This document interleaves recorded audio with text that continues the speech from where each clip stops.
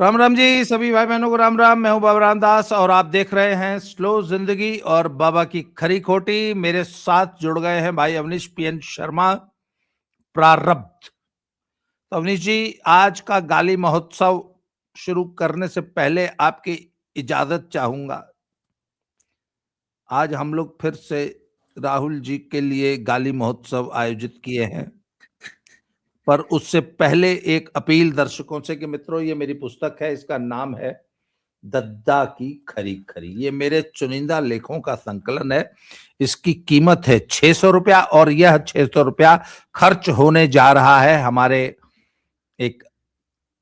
यहाँ एक गौशाला और बूढ़ी गायों का एक चिकित्सालय, बूढ़ी बीमार घायल।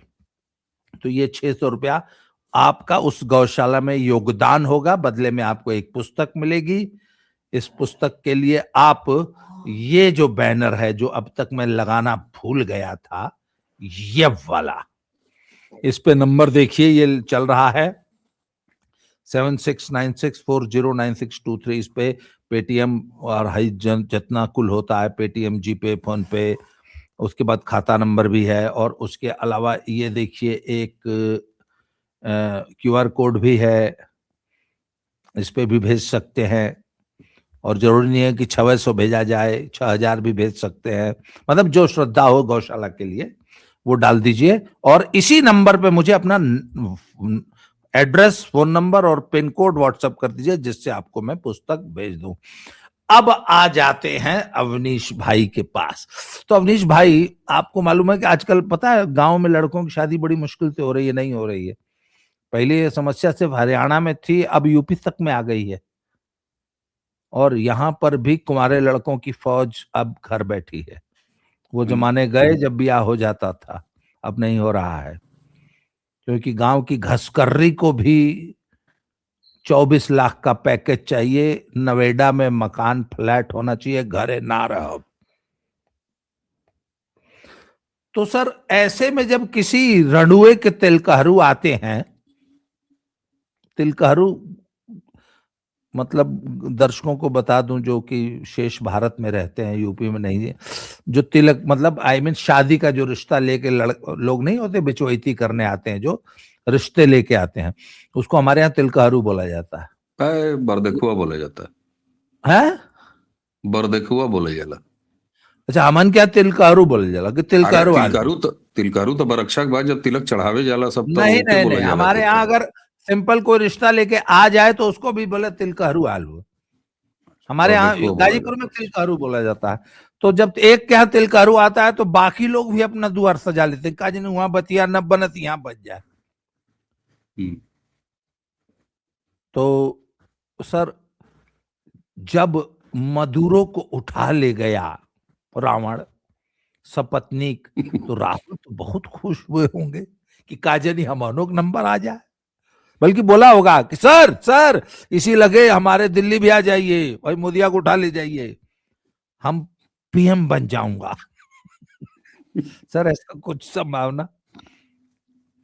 सब सर लोग एक तो सर, देखिए, पूरी कांग्रेस पार्टी मिलके अगर ट्रंप को बोले है भाई हम लोग के चलिए भाई, मोदियों के ले जा भाई, अखिलेश जी कह गए योगियों के ले जा।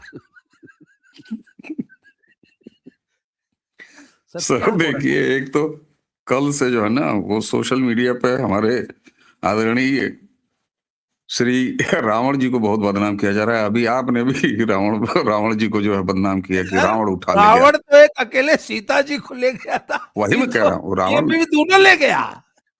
वही रावण कैसे होगा? रावण तो केवल माँ सीता को ले गया था, ये तो मर्द मेहरारू दोनों को उठा ले गए सब। तो लेकिन जो है सर, एक चीज बताएं आपको, आपने बड़ा सही कहानी वो वाली बताई कि बरदेखुआ मतलब आपके यहाँ तिलकारू जो है वाकई दरवाजे सजा लिए जाते हैं।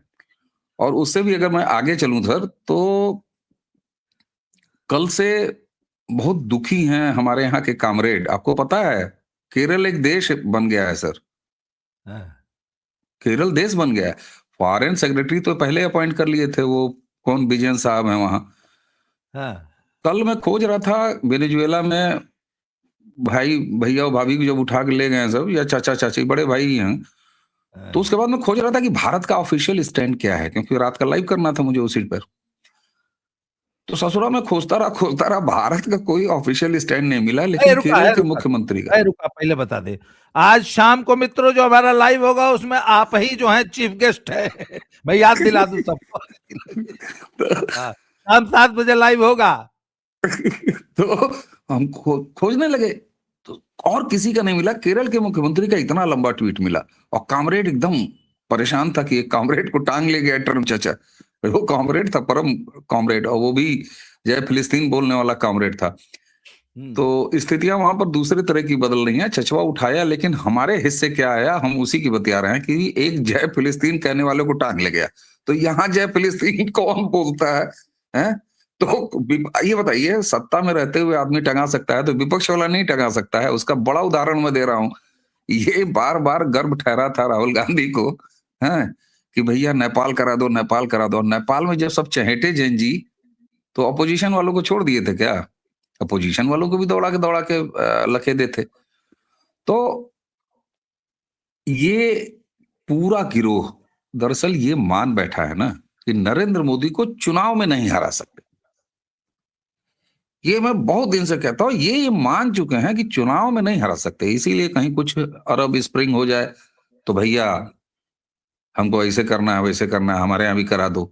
उसके बाद बांग्लादेश है, हमारे यहाँ भी बांग्लादेश करा दो। नेपाल हो गया, बिना सोचे समझे लगे पिछवाड़े गुलाल पोत के नाचने। यहाँ कामरेड भी नाचने लगे, अरे मोदी को दौड़ा लो, मोदी। बाद में पता चला सब कामरेड में कम्युनिस्ट दौड़ा जा रहे हैं। तो फिर गड़बड़ आ गया सब। राहुल गांधी ने जेन जी का आह्वान किया, और मैं अब जरा सीरियस टोन में आता हूं और बताता हूं कि राहुल गांधी के भारत में विद्रोह कराने का असर क्या हो रहा है। बहुत बड़ा असर हो रहा है सर, बहुत बड़ा असर हो रहा है। उसका असर ये हो रहा है कि नए साल के मौके पर या उससे पहले या लगातार उसके बाद भी आपको बड़े बड़े सत्संग, और बिल्कुल वो उसका नाम क्या दिया है सबों ने, वो भक्ति रैप या इस टाइप की कोई चीज आयोजन उसका नाम दिया है सब लड़के, वो हो रहे हैं। उसी के साथ क्या हुआ, जैम जैम भक्ति बता रैप, रहे थे कोई, हाँ जैम या इस टाइप का कोई नाम दिया, हमको नाम नहीं ध्यान आ रहा। जैम। तो एक तो ये क्रांति आई है। राहुल गांधी ने जैन जी को कहा कि उठो सड़क पर निकलो, तो सब जगह जगह इवेंट कर रहे हैं, और वहां पर वो आध्यात्मिक भजन अपने तरीके से नई शैली में। ये अलग विषय है कि इसका ये ठीक है कि नहीं ठीक है, मैं अभी उस पर नहीं जा रहा। लेकिन कम से कम वो हुड़दंग नहीं कर रहा है सड़क पर, और पत्थरबाजी नहीं कर रहा है, या किसी राजनीतिक आंदोलन में भाग नहीं ले रहे हैं। वो एक आध्यात्मिक एक्टिविटी में इन्वॉल्व हो रहे हैं। उसी के साथ एक और हुआ, राहुल गांधी ने कहा कि निकलो जैन जी। तो फिर धीरेन्द्र शास्त्री नाम का एक युवा सन्यासी जो है वो निकल पड़ता है, और उसके पीछे लाखों लाख लोग चलते हैं वृंदावन में 1 महीने की पदयात्रा के बाद, जो कि भारत जागो और हिंदू जोड़ो इस तरह की यात्रा होती है। और सबसे जिस पर हम लोग ज्यादातर मैं देख रहा हूं, और ये अच्छी बात नहीं है, लोग बहुत कम बात कर रहे हैं, लेकिन मैंने ये ठान लिया है पिछले 15, 18, 20 दिनों से, मैं कहीं भी जाता हूं, विषय कोई भी होता हो, लेकिन मैं उसका जिक्र जरूर करता हूं कि राहुल गांधी ने जब कहा कि जैन जी जाग जाओ, तो इंडिजिनस यूथ ऑर्गेनाइजेशन अरुणाचल का जाग पड़ा और सड़क पर उतर आया। वो सड़क पर उतर के वो कर क्या रहा है, वो कर ये रहा है सर कि संख्या निकाला है कि 2000 पर डे हमारे यहाँ जो ऑलरेडी घुसपैठिए घुस चुके हैं भारत में करोड़ों की संख्या में, उनमें से अरुणाचल में ये रोज घुसते हैं और यहाँ की डेमोग्राफी ये बिगाड़ रहे हैं। अवैध कब्जा करके जमीनों का वहां मस्जिद बना रहे हैं। एक ताजी घटना मैं अभी 3 दिन पहले की बता रहा हूँ। 3 दिन पहले क्या हुआ कि एक जगह, अच्छा वो उनके काम करने का तरीका देखिए। राहुल गांधी ने जैन जी को उतारा है, अरुणाचल वाले उन्होंने कहा था कि जैन जी सड़क पर उतारो। मोदी जी ने होमवर्क नहीं दिया, राहुल गांधी कहते। अब मजे की बात देखिए वो कर क्या रहा है। वो बाकायदे लड़के रेवेन्यू डिपार्टमेंट जाते हैं, वहां से कागज लेते हैं, खसरा खतौनी लेते हैं, उसके बाद उस जमीन को चिन्हित करते हैं जहां मदरसा या मस्जिद अवैध रूप से बनाई गई है। वो पेपर लेके पहुंचते हैं और मैनेजमेंट कमेटी को बुलाते हैं, कहते हैं तुम्हारे पास पेपर कहाँ है? यहाँ तो देखो भूमिधरी दर्ज है, किसी और के नाम पे है, ये तुम्हारी जमीन है नहीं, तुम लोग क्यों बनाया? और उसके बाद वो एक्शन भी ले रहे हैं। अभी परसों की जो घटना बता रहा हूं, एक बाकायदे लोकेलिटी जहां पर एक पूरी कॉलोनी थी, उसके कॉर्नर में शुरुआत में ही एक छोटी सी टपरी मस्जिद की बना दी, और सबों ने बोर्ड लगा दिया था उस पूरे इलाके को मस्जिद कॉलोनी। बाकायदे लोहे का ग्रीन कलर का जैसे बनता है मस्जिद कॉलोनी, और लड़के गए, उसको तोड़ा, तोड़ ताड़ के किनारे किया, कहा ये मस्जिद कॉलोनी नहीं है, जब एक भी मुस्लिम नहीं है इस पूरी कॉलोनी में, इस पूरी लोकेलिटी। इसका बहुत बड़ा महत्व केवल मुसलमानों को वहां पर अवैध रूप से घुसने वाले जो अवैध ये घुसपैठियां हैं उन्हीं के खिलाफ नहीं है। एक बहुत बड़ी चेतना वैचारिकी के स्तर पर, अस्मिता आइडेंटिटी के स्तर पर वापस आई है सर। मैं आपका ध्यान दिलाऊंगा, आप याद कीजिए झारखंड के चुनाव में हो, चाहे लेफ्ट लिबरल इकोसिस्टम और खासतौर से इन वामपंथी गिरोहों ने आदिवासियों के बीच में एक सेंटिमेंट पैदा करने का प्रयास किया था, और उसमें काफी हद तक वो एक बीच में सफल दिखाई दे रहे थे कि आदिवासी हिंदू नहीं होता। ध्यान है, एक तो कन्वर्जन आदिवासियों का, ट्राइबल्स का, और जो कन्वर्ट नहीं है और ट्राइबल ही हैं, आदिवासी हैं, उनको इन सबों ने सिखाना पढ़ाना शुरू किया कि भाई हम हिंदू नहीं हैं, हम आदिवासी हैं। ये जो बांटने का काम था, indigenous youth organisation of Arunachal Pradesh, उसने अपनी आइडेंटिटी को वापस पहचाना। वो पूछते हैं लड़के जाके, "ए, सुनो, हम काफिर हैं ना, हम काफिर हैं ना, हम सनातन वाले तुम्हारे काफिर हैं ना।" वो एक वैचारिकी के स्तर पर बहुत बड़ा काम हुआ। इसका श्रेय मैं आदरणीय सुनामधन्य राहुल गांधी जी को देता हूं कि जनजी उतर पड़ा। तो ये तो इनके जनजी के पुकार का असर है, और ये चले हैं क्रांति कराने, भारत में तख्ता पलट कराने। सर, हकीकत यह है कि अब इनके विदेशी मास्टर्स भी इनसे निराश हो चुके हैं। वेनेजुएला नहीं है भारत, ना वो ईरान है, न वो नेपाल है। जहां पर विदेशी शक्तियों का सकारात्मक रूप से, मैं मुंह खोल के नहीं कहूंगा, नेपाल में क्रांति हुई, इतनी हिंसा हुई, इतना तोड़फाड़ हुआ, लेकिन उसके बाद 5 मार्च को वहां चुनाव होने जा रहे हैं।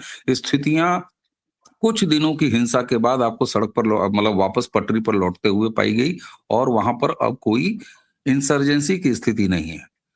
सकारात्मक हाथों में जब कोई क्रांति पहुंचती है, मैं बस इशारे में कह रहा हूं, हमारा पड़ोसी है, भारत किसी के अंदरूनी मामले में दखल नहीं देता, मैं आज भी यही कहूंगा। अब राहुल के विदेशी मास्टर्स भी ये मान चुके हैं कि इससे नहीं हो पाएगा। दूसरा, इलेक्शन में ये हरा नहीं पाएगा। तो इसलिए अपने आप को खुश करने के लिए कि वेनेजुएला हो गया, हमको भी वेनेजुएला हो जाए। अरे भाई, वेनेजुएला हो गया, तुमको कैसे वेनेजुएला हो जाएगा? नहीं होगा भाई। भारत भारत है, भारत अपने संबंधों को देखता है। हमारे साथ उनका टैरिफ चल रहा है, झगड़ा चचा का, तो एक अलग लेवल का झगड़ा है, लेकिन क्या हमारे और उनके बीच में इस तरह की कोई चीजें हैं? और भारत इतना हल्का है कि वहां वेनेजुएला हो जाएगा सर?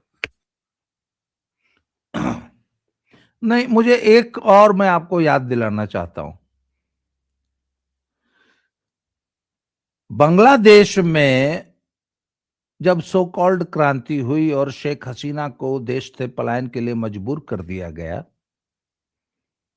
तो वहां की सेना चाहती तो शेख हसीना को बचा सकती थी, पर उन्होंने शर्त रखी कि नो, आपको देश छोड़कर भागना ही पड़ेगा, जाना पड़ेगा, तभी हम इंटरफेयर करेंगे। नंबर 1। नंबर 2, हम सिर्फ इतना कर सकते हैं कि आपको सेफ पैसेज दे सकते हैं दिल्ली तक। हेलीकॉप्टर तैयार है, आप निकल जाइए, नहीं तो फिर आपकी सुरक्षा की गारंटी। सेना ने सिंपल हाथ खड़े कर दिए, बल्कि रैदर सेना ने बोल दिया कि नहीं, आपको जाना पड़ेगा। सर, सेम काम, यही काम वेनेजुएला में हुआ है। वेनेजुएलन गार्ड्स के सामने अमेरिकी सैनिक आए, उनके प्रेसिडेंट को हथकड़ी लगा के, दोनों हस्बैंड वाइफ को अरेस्ट एक तरह से करके, किडनैप करके गार्ड्स के सामने ले गए, और गार्ड्स खड़े तमाशा देखते रहे। क्योंकि ऐसा बताया जा रहा है कि ट्रंप ने वेनेजुएला की पूरी सेना और विपक्ष दोनों को खरीद लिया था। उसके बाद बांग्लादेश में क्या हुआ कि जो मुख्य राजनीतिक दल था, उस पर को बैन कर दिया, उसको डिसमेंटल कर दिया, और उसको चुनाव लड़ने से प्रतिबंधित कर दिया।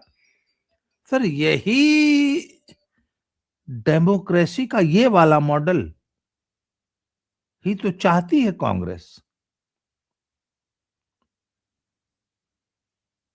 चाहती क्या है? किया नहीं है। इमरजेंसी किसने लगाया था? भारतीय जनता पार्टी के किसी प्रधानमंत्री ने लगाया था। और क्यों? केवल अपनी सत्ता जा रही थी इसलिए। तो ये तो कांड यहां कांग्रेस कर चुकी है, इंदिरा गांधी ये कांड कर चुकी है ना सर। और उससे पहले लोकतंत्र को अपहरण गांधी के धोती के जरिए नेहरू कर चुके हैं। तो कांग्रेस का तो ये डीएनए है। ये लड़का कुछ अनाप शनाप थोड़ी नहीं चाहता है, ये कांग्रेसी संस्कार का पला हुआ लड़का है राहुल गांधी। तो ये वही चाहता है जो इसके परनाना ने किया था, नेहरू ने, जो इसकी दादी ने किया था, श्रीमती इंदिरा गांधी ने। और दूसरी चीज, इसके पिता ने क्या किया? राजीव गांधी कैसे बने प्रधानमंत्री? इंदिरा गांधी की जब हत्या हुई तो उस समय राजीव गांधी जो है वो कांग्रेस के महासचिव थे। वेस्ट बंगाल में इलेक्शन चल रहा था। शीला दीक्षित जी, अब्दुल गनी खां चौधरी, प्रणब मुखर्जी, ये सारे लोगों के साथ पब्लिक मीटिंग कर रहे थे राजीव गांधी। सूचना गई जब, तो उनको तो कंफर्म बता दिया गया था, देश में अनाउंस नहीं हुआ था। सबको याद होगा शाम को अनाउंस हुआ जब राजीव गांधी वापस आ गए कलकत्ता से। वो कलकत्ता भी नहीं थे, कलकत्ता के कहीं और थे। वहां से फिर अपना उनको प्लेन वगैरह अरेंज हुआ और एक ही जहाज में अब्दुल गनी खां चौधरी, शीला जी, प्रणब बाबू और राजीव गांधी, ये सारे लोग बैठे हुए थे, एक ही प्लेन से दिल्ली आ रहे थे। रास्ते में उड़ते हुए, और ये कहां से मुझे पता चली, गूगल कर लें, शीला दीक्षित जी ने अपनी एक किताब में इसका उदाहरण दिया है। उड़ते हुए प्लेन में शीला दीक्षित के हिसाब से राजीव गांधी ने पूछा प्रणब मुखर्जी से कि प्राइम मिनिस्टर का क्या होगा, क्या व्यवस्था है। तो अब प्रणब मुखर्जी बाबू ने कहा कि सामान्यतः अभी तक ये परंपरा है कि जो सेकंड मैन होता है कैबिनेट में, और सेकंड मैन कौन होता है? होम मिनिस्टर कैबिनेट में सेकंड मैन होता है। तो बोले जो सेकंड मैन होता है, जो सीनियर होता है, वही चार्ज लेता है इंटरिम प्राइम मिनिस्टर का, और उसके बाद फिर बोर्ड बैठता है, पार्लियामेंट्री बोर्ड, वो तय करता है। फिर अपना एक संसद दल की मीटिंग होती है, फिर उसके बाद ऐसे होता है उनका। ठीक, प्लेन उतरा, और प्लेन उतरने के बाद से प्रणब मुखर्जी जी का इतिहास आप देख लीजिए, राजीव गांधी ने उनके साथ क्या किया, और ज्ञानी जैल सिंह ने सीधे शपथ दिलाई राजीव गांधी को। तो ये कौन से लोकतांत्रिक इंटर, मतलब पार्टी के अंदर की डेमोक्रेसी तक की हत्या करके उस खानदान ने अपने आप को प्रधानमंत्री बनाया है। तो ये डेमोक्रेटिक तरीके से कब प्रधानमंत्री बने हुए? 84 का मैंडेट, उसके बाद जो है सत्ता भले इनकी यूपीए 1, यूपीए 2, या फिर जितना भी ये गठबंधन वाली सरकार रही, चंद्रशेखर, देवगौड़ा, गुजराल वाली, इन सब में इनका स्टेक रहा, वो ठीक है। लेकिन आप मुझे ये बताइए, 240 पर नरेंद्र मोदी को तीसरी बार ताना देते हैं, जो कि पहले ही एनडीए के रूप में चुनाव लड़े, 2014 में भी एनडीए के रूप में चुनाव लड़े, 2024 में लड़े, 19 में लड़े, 24 में लड़े, और एनडीए की ही सरकार बनी। आप मंत्रिमंडल उठा के देख लीजिए, जब हाईएस्ट नंबर था तब भी एनडीए की वही मंत्रिमंडल था जो 240 पर है। लेकिन कांग्रेस को 84 के बाद, इंदिरा गांधी की लाश पर 400 पार करने के बाद, कभी दोबारा 200 का भी आंकड़ा हासिल हुआ है तो बता दीजिए? नहीं हासिल हुआ। तो ये किस डेमोक्रेसी की बात करेंगे? और अब इनका प्रारब्ध है कि इनके सामने जो है वो, मैं तो बार बार कहता हूं कि क्या करिएगा। मुझे अगर आप राहुल गांधी और अखिलेश भैया का अगर एडवाइजर बना दीजिए, तो रोज सुबह उठ के मैं परेशान रहूंगा कि यार मोदी से कैसे लड़ा जाए और यहाँ योगी से कैसे लड़ा जाए। तो ये गलत कालखंड में भी पैदा हुए हैं। लेकिन इस परिवार से आप किसी तरह के राजनीति की अपेक्षा नहीं कर सकते। और एक चीज और बता दूं सर, इनकी मम्मी, माता जी, इन्होंने त्याग किया था ना, बहुत बड़ा बलिदान किया था, त्याग किया था। उसकी भी कहानी गूगल कर लें दर्शक, उनको पता है कि इनका कोई त्याग व्याग नहीं था। बाकायदे इनको अंदेशा था, और लिख के वो लिस्ट तैयार थी, राष्ट्रपति भवन के पास पहुंच चुकी थी, जिसमें इनके नाम पर सहमति नहीं थी।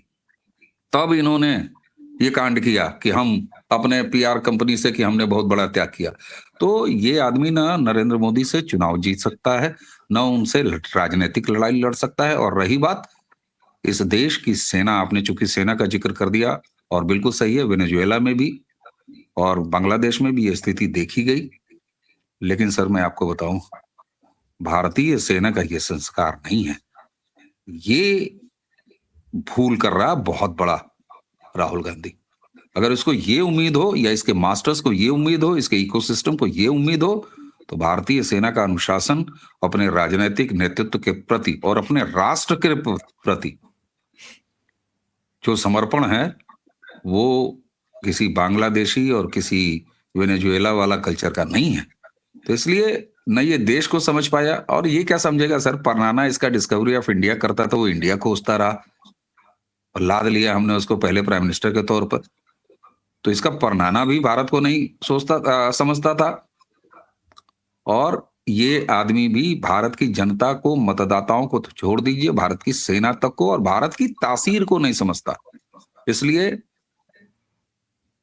ये मानसिक मनोरोगी है, और ये रोज अपने आप को कैप्सूल देता है इस तरह के गुब्बारे बना के, इससे ज्यादा और कुछ नहीं है।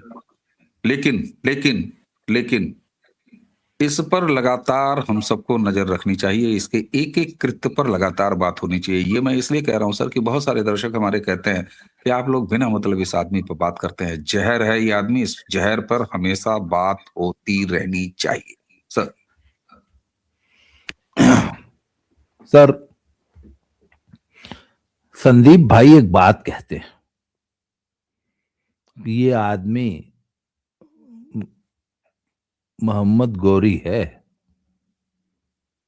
ये एक बार हारेगा, 2 बार हारेगा, 5 बार हारेगा, 10 बार हारेगा, 20 बार हारेगा, 100 बार हारेगा, पर अगर एक बार भी जीत गया तो ये पृथ्वीराज कल्पना की कीजिए गर्दन, क्या करेगा, कल्पना कीजिए क्या करेगा, पृथ्वीराज की गर्दन उतार लेगा।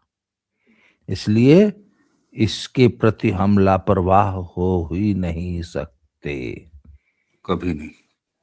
बेहद इसीलिए शातिर और खतरनाक आदमी। इसीलिए हम लोग बार बार इस पे चर्चा करते हैं, क्योंकि ये एक जहरीला सांप है। वो जो व्यालोक भाई कहते हैं ना, विषधर, विषधर। तो विषधर राहुल कहते हैं। तो आप बिल्कुल। विषधरों के साथ अगर रहते हैं तो you can not afford to be careless, no, क्योंकि नॉट एट विषधर ऑल उसे सर। माफ नहीं करता है। अवनीश भाई, सर आपने समय दिया इसके लिए आभार, धन्यवाद। दर्शकों को याद दिला दूं कि शाम को 7 बजे हमारा लाइव होगा, जरूर होगा, चाहे कुछ हो जाए। विषय क्या अब है सर? लाइव नहीं होगा, विषय आपको बता दिया जाएगा। 7 बजे पधारिए। आज अवनीश जी हॉट सीट पर होंगे। 9 बजे आज हमारा लाइव, हम अपने लाइव का भी प्रचार कर दें। 9 बजे हमारे यहाँ आ जाइए, 7 बजे हाँ, बाबा जी के यहाँ देख के, 8 बजे पुंडीर साहब के यहाँ लाइव, उसके बाद 9 बजे साहब अपना टाइम बुक कर लीजिए सर, हम लोग छोड़ेंगे नहीं आप लोगों को। मिलते हैं सर शाम 7 बजे लाइव में। तब तक के लिए जय श्री राम, हर हर महादेव। जय जय श्री राम, प्रणाम सर।